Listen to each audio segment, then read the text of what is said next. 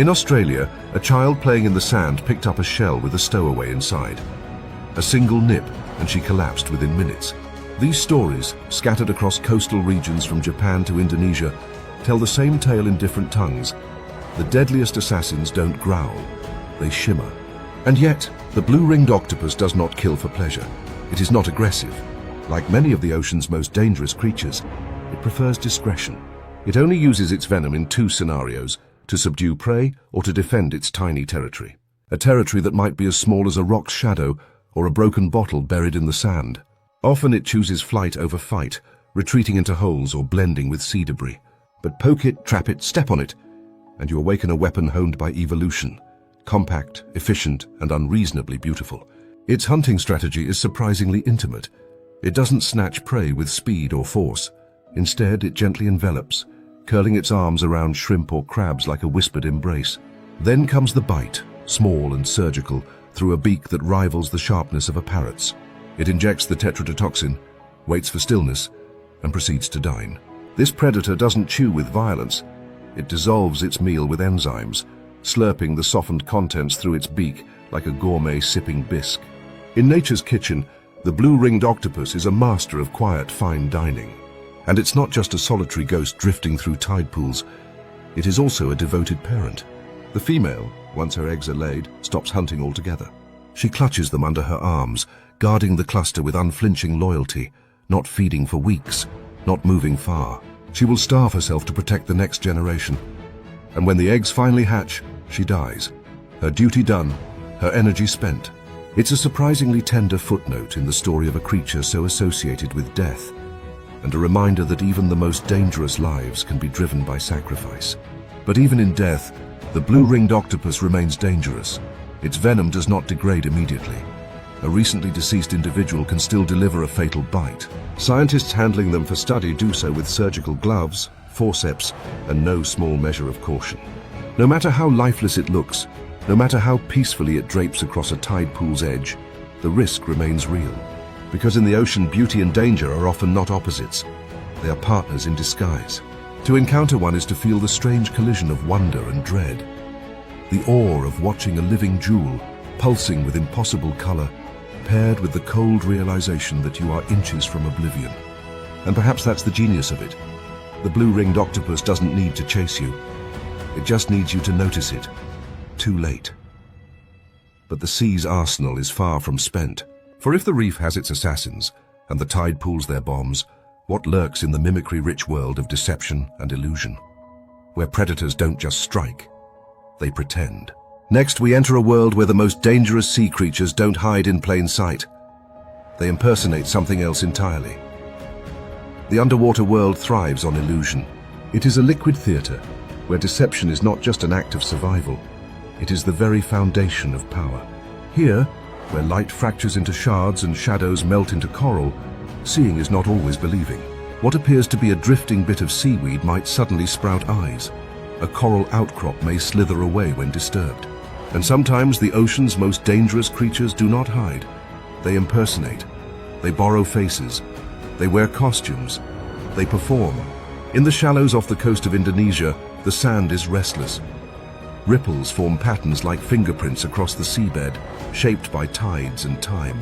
You could spend an hour there and see little more than shy gobies and nervous shrimp flicking into holes, until something odd catches the corner of your vision. A banded sea snake, long and elegant, glides with practiced menace across the sand. Or is it? Look closer and the stripes aren't quite right. The motion too fluid. The body all wrong. That isn't a snake, it's an octopus.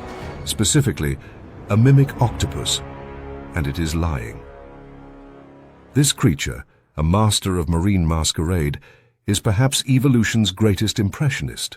When threatened, it doesn't just hide, it becomes someone else. It can flatten itself against the sand, raising two arms behind it to imitate the venomous fins of a lionfish.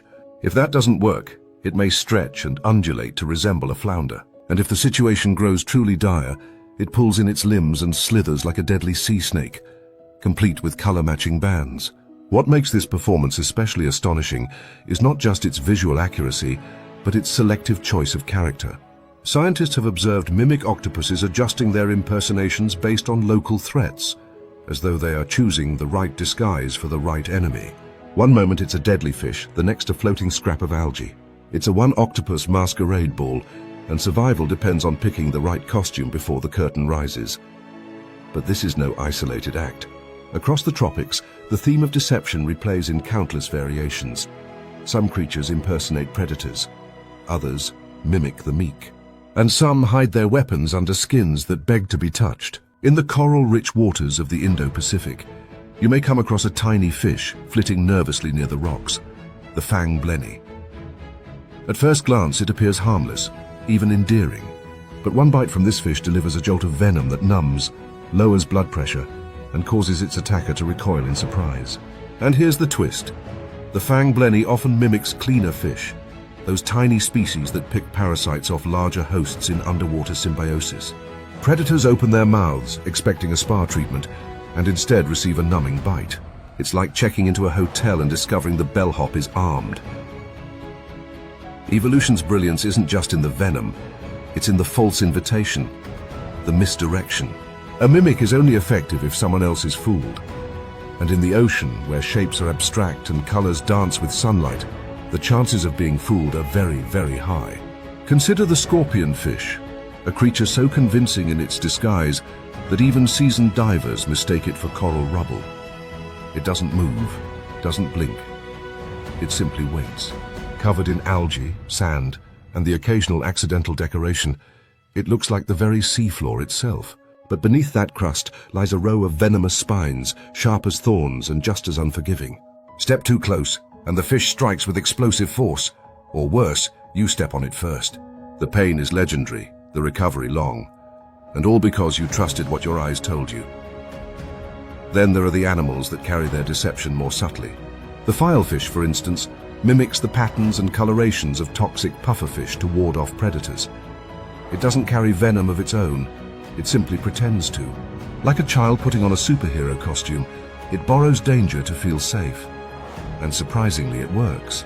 Predators, operating on instinct, often avoid the filefish entirely, unwilling to take the risk of biting into a mistake. It's a case of bluffing your way through biology, and it speaks volumes about how power in the sea is often about perception more than performance. And this mimicry is not always visual. Some creatures imitate through movement. The juvenile sweetlips fish, for example, sways erratically like a poisonous flatworm. Others use sound or behavior, fooling even their own kind. The female cuttlefish has been observed hiding in plain sight, not by mimicking another species, but by disguising herself as a male to avoid harassment from competing suitors. She glides into mating grounds unnoticed, like a spy among the guards, and mates with her chosen partner while the others look on, completely unaware. In this world, even love is tactical. What binds these creatures together isn't size or lineage or even habitat. It's their use of false comfort. They make you believe you're safe, that what you see is what you get. And then when you're too close to back away, the truth stings, bites, or numbs. These predators don't chase with teeth or roar through water with speed. They do something far more sinister. They earn your trust, and that trust in the wild is the most dangerous thing of all. But perhaps the most unnerving part of this toxic theater is that we humans are particularly easy to fool. Our eyes look for contrast, for bold shapes and clear danger. We trust color coding. Red means stop, blue means calm, patterns must have meaning. But in the sea, these rules do not apply. Bright colors can mean poison, but they can also mean nothing at all. A striped fish may be venomous, or just pretending. A quiet patch of sand may be a home or a trap. In this shifting world of mimicry and bluff, your senses are at the mercy of artists and liars. And as we leave behind the hall of mirrors that is the mimic's domain, we realize the ocean is not just a battlefield of muscle and fang. It is a chessboard, full of feints, decoys, and counterplays. And sometimes the most devastating weapon is not what you expect, but what you believe. Now we dive from disguise into deception of a different kind. A shoreline war zone where beauty hides not beneath disguises or mimicry, but in the very places humans feel most relaxed. In the next chapter, we explore how shallow waters, ankle-deep, postcard perfect, become death traps for the unwary, where venom waits where you'd least expect it, at the edges of paradise. It begins with laughter, Bare feet sink into sugar-white sand as waves lap lazily at the ankles. The sun is warm, too warm, melting into the skin with that golden hug that makes vacationers forget time. Children scream with joy, buckets in hand, chasing retreating foam. Couples wade side by side into the translucent blue, hips swaying with the water, sunglasses tilting upward to admire the horizon. It is postcard perfect, the kind of scene used in brochures and desktop wallpapers. And it is here, just steps from the safety of the towel-strewn shore, that danger coils in silence. Because in tropical waters, the kill zone is not out there, beyond the reef, in the vast unknown. It is here, in the shallows beneath your feet, humming with hidden threats you'll never see coming. Few people suspect that the majority of venomous marine encounters do not happen during deep-sea dives or while braving jagged reef walls. They happen in waist-deep water, in calm lagoons, in still bays where the sun warms the tide and the sand feels soft between the toes. The water is so clear you can see your own feet, and that is exactly what makes it dangerous. The illusion of safety, the comfort of visibility. But what you don't see is that beneath this welcoming veneer lies a battlefield built from deception, where camouflage is currency, and the most lethal creatures have no need to swim far from shore. Australia's northern beaches, for instance, are notorious for their seasonal swarms of box jellyfish, their translucent bodies making them virtually invisible in the surf. Between October and May, these waters become a shimmering minefield of drifting death. Beachgoers have been stung just meters from lifeguard flags. Some collapsed before they even made it out of the water. One young boy, only waist deep and splashing near the edge, was struck by tentacles he never saw. A few brushing threads across his leg, and that was all it took. His heart stopped before the ambulance arrived. It is not the depth of the water that matters here. It is the proximity to perfection. And then there are the stonefish, buried just beneath the sand like forgotten fossils, often hiding in shallow estuaries, near river mouths or in rocky tide pools where children love to explore. These venomous fish rest like booby traps set by nature herself. One wrong step, sometimes just a shift of weight on a submerged rock, and the dorsal spines rise, injecting venom that feels, survivors say, like molten iron poured through the bone. Most injuries happen not to divers or fishermen, but to tourists in flip-flops, wading between boats, exploring mangroves, or standing still to take a selfie. The sea, indifferent to intent, does not discriminate. Maps of global marine stings show a surprising pattern. Hot zones aren't clustered offshore, they hug the edges. Northern Queensland, Okinawa, parts of the Philippines, Indonesia's island chains, the calm lagoons of Thailand. All places where shallow water becomes a danger zone, especially in warm months when venomous species breed or migrate closer to coastlines. And because these areas are beloved tourist destinations, they're also the perfect storm. Relaxed humans meet relaxed-looking seas, and the consequences are sharp, fast, and often unexpected. But not all encounters begin with a sting. Sometimes it's just a shell, a pretty one, nestled like a treasure in a tide pool. You bend to pick it up, admire the swirl of colors, turn it gently in your hand. You don't see the tiny muscle draw back. You don't notice the shadow inside shift. And then, a prick. The cone snail, still hidden in its home, has deployed its harpoon. The venom is silent but swift. It shuts down your muscles, your lungs, your voice. Tourists in Bali, in Fiji, even Hawaii have reported collapses just minutes after contact. And the irony, many didn't even know they were holding something alive. The shore is filled with such ironic betrayals. Sea urchins look like odd purple flowers scattered across the rocks, until you kneel on one and dozens of spines snap off beneath your skin, some laced with venom, others simply content to cause days of swelling agony. Catfish, often seen darting near piers or shallow reefs, carry venomous spines that can deliver a stabbing pain followed by hours of numbness. Even stingrays, so graceful and passive in deeper bays, love the warmth of the shallows, where they rest under the sand like sleeping pancakes. Their tails, armed with serrated barbs, are flicked defensively when stepped on, and even a glancing strike can slice deep into tendons, sometimes releasing venom that induces seizures or intense cramping. It's not that these creatures are villains. None of them attack without cause. In fact, most are ambush artists or defensive specialists. Their weapons are not tools of war, but shields of survival. They sting because they are stepped on, picked up, cornered. They do not want to hurt, but they will, if they must. The true danger is not them, but us, our blissful ignorance, our belief that safety floats just a few feet from shore. The reef doesn't end where the sand begins. It merely adapts, shifts, conceals. Even tourism brochures add to the myth, showing swimmers in sparkling blue lagoons, untouched and serene, a fantasy of harmless beauty. But the reality is far more complex. For every calm beach, there are tidal patterns, seasonal shifts, bloom cycles, and ecological changes that invite venomous species closer than ever. Climate change too plays a role. Warming waters are expanding the ranges of some of these species, bringing box jellies farther south, stonefish into new estuaries, cone snails into once quiet islands. The line between safe and wild is blurring, and the shore is no longer the haven it once seemed. And still, there is beauty. It's easy to fear this hidden world, but far better to understand it. The reef's edge is a place of complexity, not cruelty. These creatures are not monsters. They are survivors of a brutal, delicate ecosystem, where invisibility and toxin are often the last line of defense. The key is not to avoid them, but to recognize their signs, their patterns, their rhythms.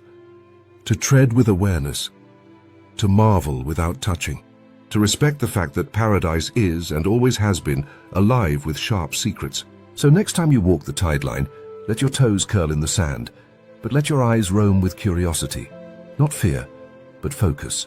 Because in the next wave, in the next tide pool, in the shadow of that sun-warmed rock, something might be watching. Something beautiful, and perhaps a little dangerous. And the more you know, the better you'll dance on the edge of this living, stinging dream. But what happens when the ocean stops playing fair? When even the chemistry of survival turns against its own kind? In the next chapter we go microscopic, diving into an invisible war where bacteria devour their prey. Toxic pools bubble with poison, and the predators are too small to see, but too deadly to ignore. The ocean, for all its sweeping grandeur and cinematic violence, fights most of its wars at the molecular level, not with jaws or claws, but with chemistry. Microscopic saboteurs delivered through elegant weapons, each custom designed to override, dismantle, or hijack the biology of another.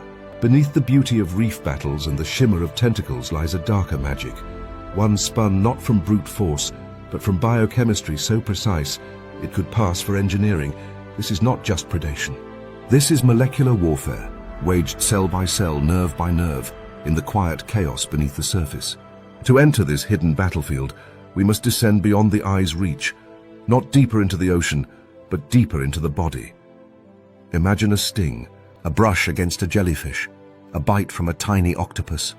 In the moment, it feels like nothing, a pinprick, a tingle. But at the cellular level, an invasion has already begun. The venom, now coursing through the tissue, isn't some chaotic poison. It's a highly organized cocktail of proteins, enzymes, peptides, and molecules, each with a very specific job.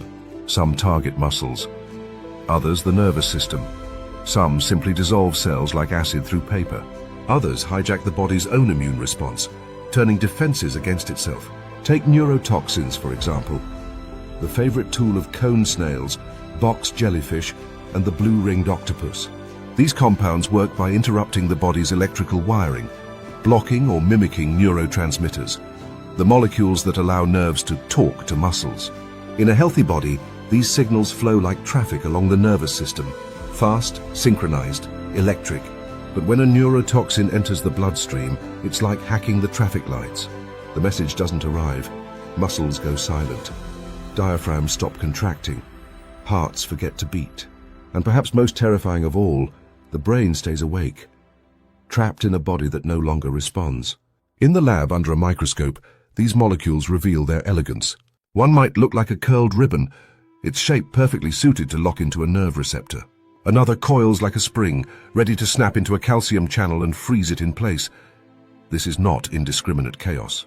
It's targeted sabotage, with a precision that rivals any man-made drug.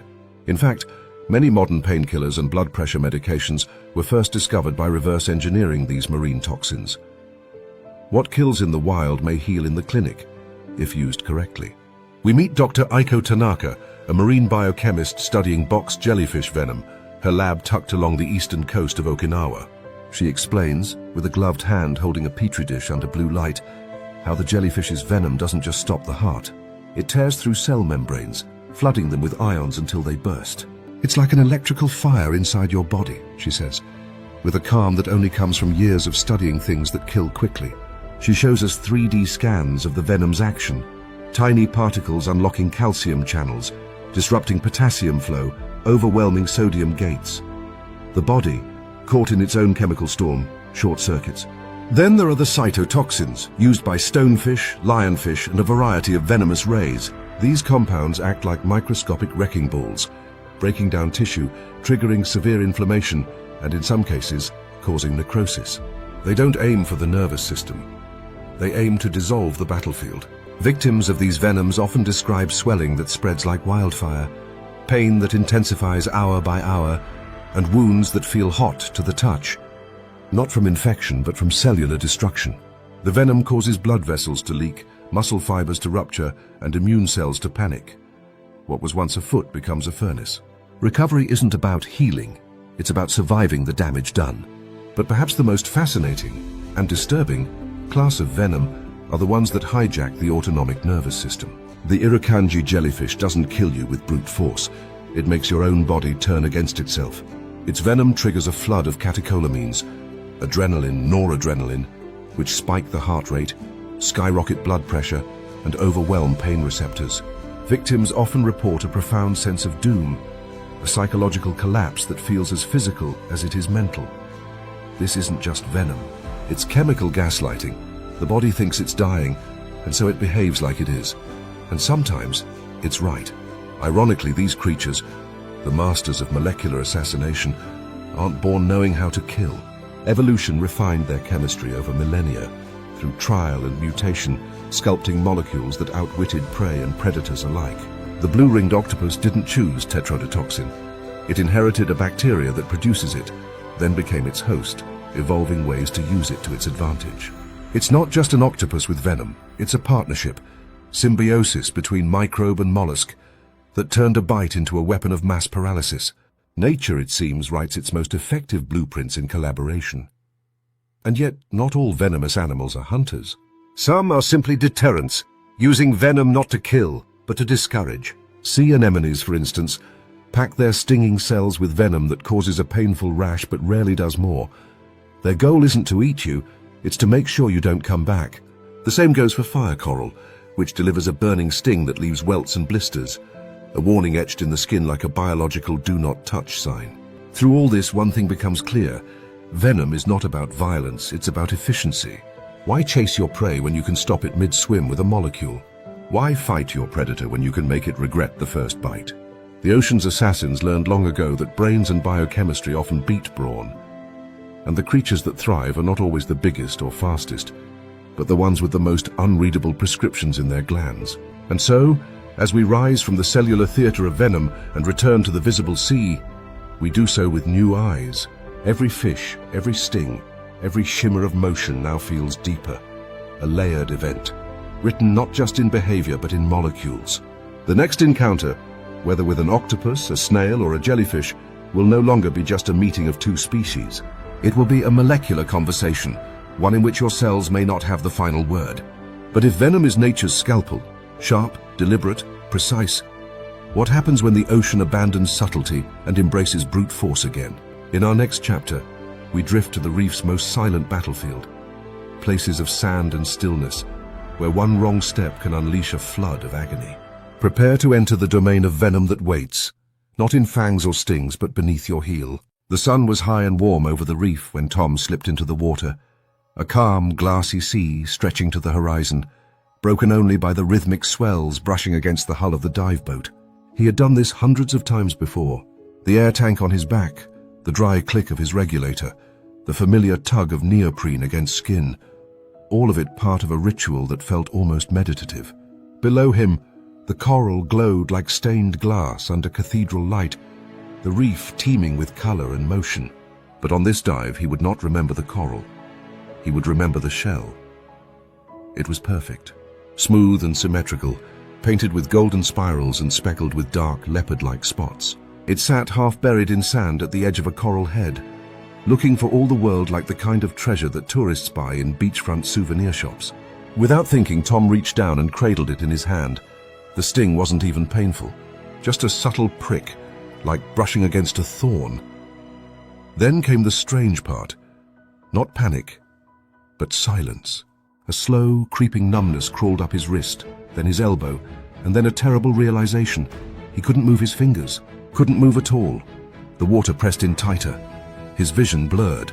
His breathing, once steady and controlled, began to fail. Tom was stung by a cone snail, one of the deadliest creatures in the ocean. The venom's journey through his body was quiet, methodical, shutting down nerve signals, locking his muscles, paralyzing his lungs. He was still conscious when his dive partner grabbed him and dragged him upward, finning hard toward the surface, unaware that the real battle was already microscopic. He was lucky. The boat had emergency oxygen, the hospital was close, and by some grace of biology, the dosage he received didn't fully arrest his diaphragm. But he spent 4 days in ICU, unable to speak, with machines breathing for him. The doctors told him later that he missed death by minutes. And what almost killed him? A seashell that looked like it belonged in a child's sandbox. Across the Pacific, on a stretch of Thai coastline known for honeymooners and paddleboards, a woman named Anya was wading into the shallows with her daughter. The tide was calm, the air humid, cicadas buzzing in the background like a white noise machine for paradise. They were no more than 10 feet from shore. Anya had just bent to splash her daughter when she felt something brush her thigh, then a searing line of fire. She gasped, stumbled back, and within seconds collapsed into the water. A lifeguard saw her fall and ran in. Her heart had stopped by the time he reached her. CPR was performed right there on the beach, under the shade of palm trees and sunscreen tents. She was revived, barely, and rushed to a clinic. The culprit? A box jellyfish, drifting invisibly in knee-deep water, its tentacles brushing her skin for less than a second. The hospital recorded the sting pattern, thin, angry welts like a road map of lightning. She was later told her heart stopped for 83 seconds. There's something uniquely terrifying about venom. Unlike trauma, a bite, a break, a bleed, venom is silent, internal. You can't see it working, but you can feel it, as though your own body has been turned against you. That was exactly the sensation that gripped David, a marine photographer stung by a stonefish while setting up a tripod on a shallow reef. He stepped wrong. That was all. A single miscalculated press of his foot on what looked like a rock. The pain, he would later say, was not pain in the conventional sense. It was existential. It radiated from his foot through his leg, like liquid fire being poured through veins. He screamed underwater. He barely remembers getting back to the boat. Only flashes of blinding white, a fog of shock and confusion. What followed wasn't just hours of agony. It was months of healing. The venom had triggered nerve damage and tissue breakdown. He developed secondary infections, lost feeling in parts of his foot, and walked with a limp for nearly a year. The photographs he'd planned to take that day were never captured. Instead, he began documenting his recovery. The swelling, the necrosis, the slow return of sensation. His case became a teaching model for marine safety courses across Southeast Asia. He still dives, but now he checks every rock 3 times before placing a fin. What unites these stories isn't just survival, it's the unexpected nature of each encounter. These people weren't deep-sea explorers or thrill-seeking risk junkies. They were photographers, swimmers, tourists, individuals who believed, understandably, that beauty implied safety. But the tropical ocean, for all its grace and calm, is not a swimming pool. It is a system, ancient and ruthless, filled with weapons that are invisible until it's too late. And in many of these cases, luck was the difference between life and death. For every survivor, there are names whispered in diving communities, stories of stingrays that struck too high, jellyfish that brushed a child just a moment too long, cone snails whose venom dosage proved lethal before help arrived. In some Pacific islands, local guides tell these stories with reverence, like warnings passed down through generations. They know the sea is not cruel, but it is unforgiving. Still, there's something undeniably human about returning to the water after these encounters, about choosing to walk again where you nearly died. Tom dives again now, though he no longer collects shells. Anya has taken her daughter back to the same beach, and they swim together, but only during the off-season, when jellyfish are less common. David continues to photograph marine life, but now uses a remote pole to set his equipment. No more tripod placement by foot. Venom may paralyze, burn, or kill, but it cannot erase awe. These survivors do not tell their stories with bitterness. They tell them with wonder that they met death and lived, that something so small, so quiet, could possess power so immense, and that the ocean, in all its beauty, remains a place worthy of respect, caution, and deep, unshakable admiration. But what if the most dangerous part of Venom isn't the pain or the paralysis? What if it's the invitation it gives to science? What if inside those deadly molecules lie not just threats but cures? Because in our final chapter, we leave the realm of danger and step into the realm of possibility. The future of Venom lies not in death, but in medicine. The sea is quiet now. The sun hangs low on the horizon, casting long amber fingers across a tide that sighs instead of roars. Mangroves whisper in the distance, leaves stirring like secrets, while the water, a glassy expanse of molten silver, hides the monsters we've come to know. And still, people step into it. They come with towels and sunscreen, with snorkels and surfboards, with laughter in their chests and salt in their hair. They come despite the warnings, the stories, the statistics. Even after brushes with near death, after stings and bites and moments of paralyzing fear, they return. Some would call it madness, others might call it defiance.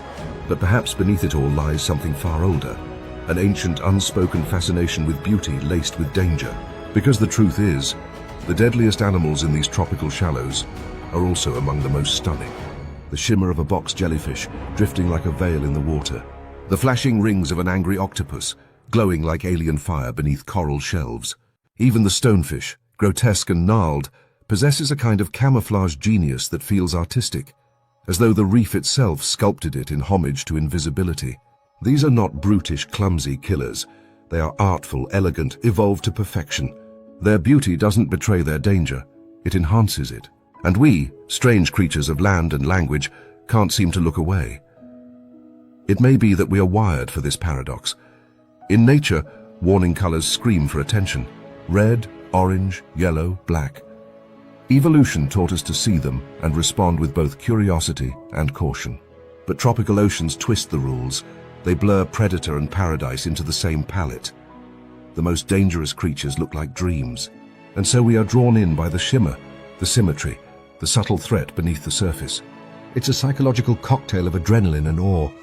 The thrill of standing at the edge of something both beautiful and deadly, knowing that one wrong move could write you into a headline, and yet stepping forward anyway. But there is another twist to this tale, one that reveals just how wrong we've been about who needs protecting. Because while these venomous creatures have earned their fearsome reputations, they are not the villains of this story. We are. Stonefish populations are dwindling in areas where reefs have been bleached or bombed. Cone snails, once abundant in coral gardens, now struggle to reproduce as their habitats crumble under acidifying seas. Even the box jellyfish, despite its seasonal swarms, is vulnerable to pollution and climate shifts. Their weapons may be deadly, but they were never meant for us. We stepped into their world, not the other way around. And here's the irony. The same venoms that can stop our hearts might one day save them. Hidden within the complex molecules of jellyfish sting and octopus bite are keys to human health. Compounds that numb pain, regulate heart rhythm, lower blood pressure, and possibly fight cancer. The cone snail's deadly harpoon has already inspired powerful painkillers. Researchers are probing blue-ringed octopus toxins for clues to neural regeneration. Even the terrifying irukandji may hold enzymes that teach us about cellular stress and inflammation. Nature, as always, creates no waste, only potential. Yet we destroy what we do not understand. Coral reefs vanish in plumes of silt and cyanide. Fisheries accidentally net rare species, tossing them aside as bycatch. And the creatures we fear most, the ones with the most powerful gifts locked inside their venom, are often the first to go. It's as if we're erasing the world's most advanced chemical laboratories before we've even read the instructions. So why do we keep swimming in these waters, knowing what's beneath?